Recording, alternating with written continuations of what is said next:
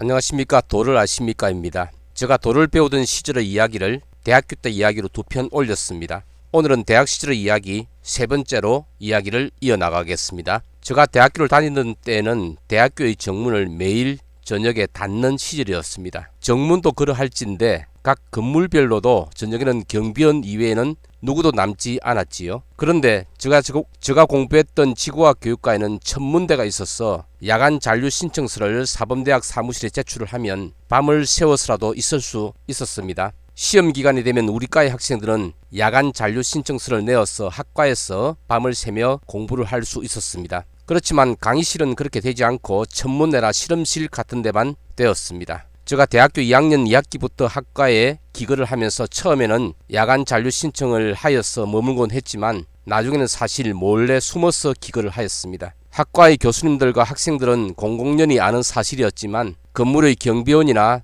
다른 과의 사람들은 모르는 상태여야만 하였습니다. 그래서 밤 11시가 되면 무조건 불을 껐고 겨울철에는 실험실 중앙에 난로도 최대한 불씨를 작게 한 상태로 잠을 청했습니다. 아무리 그랬어도 사실 지구간의 경비를 서시던 분이 모르지는 않았으리라 짐작을 해봅니다. 그 당시에는 교수님이나 실험실에 지원이 되는 난방용 기름은 그 양이 제한이 되었기 때문이기도 하고 제가 사실 숨어 사는 처지에서 요구를 하지 못한 것도 있어서 2학년 2학기의 겨울에는 이불 속에서 난방 없이 겨울을 새우잠으로 지내기도 하였습니다. 그 이후의 겨울에는 은사님께서 남기신 기름을 내 마음껏 쓰도록 배려를 하였기에 춥지 않게 지낼 수는 있었습니다. 은사님께서는 당신의 연구실 열쇠를 나에게 하나 맡기셨습니다. 저는 매일 아침 일어나면 은사님의 연구실 문을 열고 청소를 하였습니다. 교수님 방의 청소는 학과 사무실의 문양이라는 저보다 서너 살 많은 행정 직원이 하였는데 은사님 방은 제가 매일 하였습니다.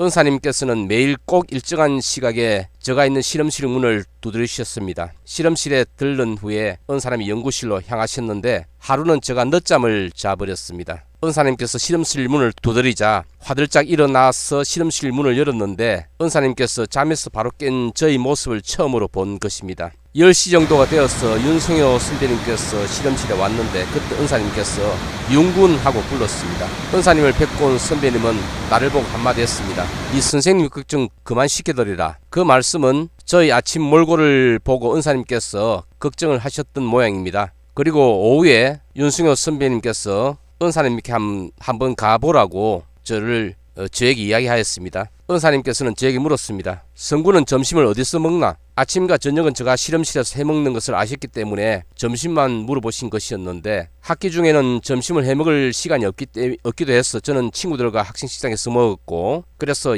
셋벌회관에서 먹습니다 하고 이야기하니까 그 다음날 은사님께서 저를 또 불렀습니다. 성군 여기 식권으로 셋벌회관에서 밥을 먹어라. 학생식당 밥을 먹어보니 영양가가 안 되겠더라. 니는 이게 교수 식권이니까 교수 식당에서 먹어라. 은사님께서는 셋벌회관 교수 식당의 식권 한 뭉텅이를 저에게 내밀었습니다. 식권 한 장 한 장에는 일일이 당신의 인감이 찍힌 상태였습니다. 그 이후 저는 그 식권으로 점심을 먹었고 대학을 졸업할 때까지 식권이 떨어질 때쯤에는 여지없이 은사님께서 저에게 식권을 주셨습니다. 은사님께서는 설날을 신정을 쇠었는데 1월 1일 아침에는 꼭 저보고 댁으로 오라 해가지고 떡국도 먹었고 가끔 저를 불러서 밥을 따로 먹으러 가기도 하였는데 부산에서 꽤 맛있다고 알려진 그런 식당들을 데리고 다니셨습니다. 산에 같이 다닌다고 등산화도 사주셨고 내가 매번 메고 다니는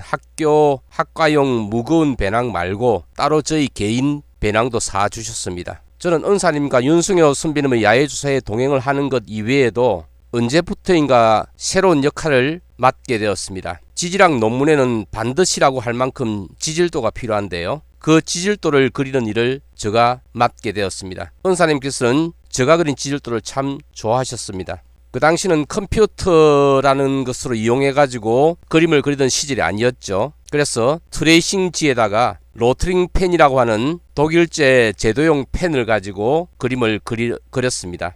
지질도라는 것은 어떤 지역의 암석의 분포 영역을 그리고 그 암석별로 서로 다른 암석이라는 의미로 무늬를 달리하여 그 무늬를 채웁니다. 그런데 저는 언젠가부터 꾀를 내었죠. 일일이 무늬를 그리기보다는 그것을 과감하게 생략하는 기법을 사용해서 그렸습니다. 그때 그렸던 그림을 인터넷에서 찾아보니까 마침 제가 그린 그림이 하나 나오네요. 바로 이 그림인데 무늬 대신에 영역에 번호를 매겨서 암석종이 다르다는 것을 표현한 것입니다. 논문에는 지질도 이외에도 들어가는 그림이 많았습니다. 저는 이 그림을 그리는 일을 재미있게 했고 나름 잘 해내었던 것 같습니다. 윤승효 선배님은 직접 그리시는 것을 좋아하셔서 직접 하셨지만은 은사님의 그림을 그리기 시작한 이후부터는 학과 교수님들의 논문 그림을 그리는 일을 제가 많이 맡게 되었습니다. 그 당시에 학과의 지질학 계통 교수님 중에서 이상현 교수님과 최강선 교수님께서는 서울대학교 대학원 박사과정을 다니셨는데 이 두 분의 박사학위 청구 논문에 들어가는 모든 그림도 제가 그렸습니다. 또 은사님께서는 연구 주제를 잡으려고 그러셨는지 실험실 책상 위에다가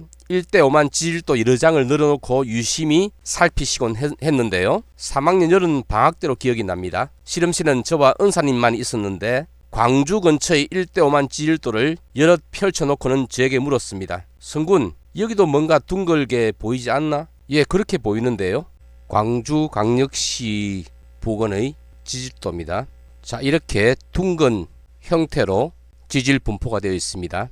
거기에다가 그 내부에 여기하고 여기는 화산 폭발에 의해서 생성되는 응회암이 분포를 하고 있고, 그리고 여기는 동그란 환상 단층 지역을 따라서 암맥으로 추정될 수 있는 암석들이 분포를 하고 있습니다. 이것을 보고 광주에 가기로 한 거죠.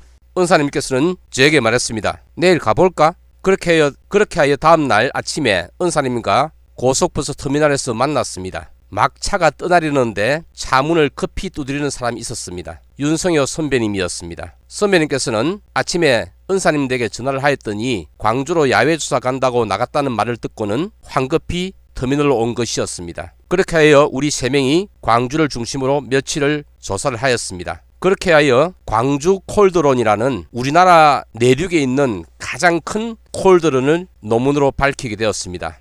그 논문을 인터넷에서 찾아보려고 하니까 잘 찾아지지는 않는데요. 다음에 때가 되면 그에 대한 이야기를 따로 하겠습니다. 은사님께서 관심을 갖고 연구하시던 분야가 저번에도 얘기한 콜드론 연구인데, 콜드론은 지질도 상에서 둥근 형태로 지질 분포가 있다면 일단 의심해 볼 수 있습니다. 둥근 형태의 지질 분포가 보이면 일단 야외조사를 하고 그 야외조사한 결과와 콜드론에서 나타날 수 있는 지질 분포와 비교를 하여서 콜드론인지 그렇지 않은지를 밝히게 됩니다.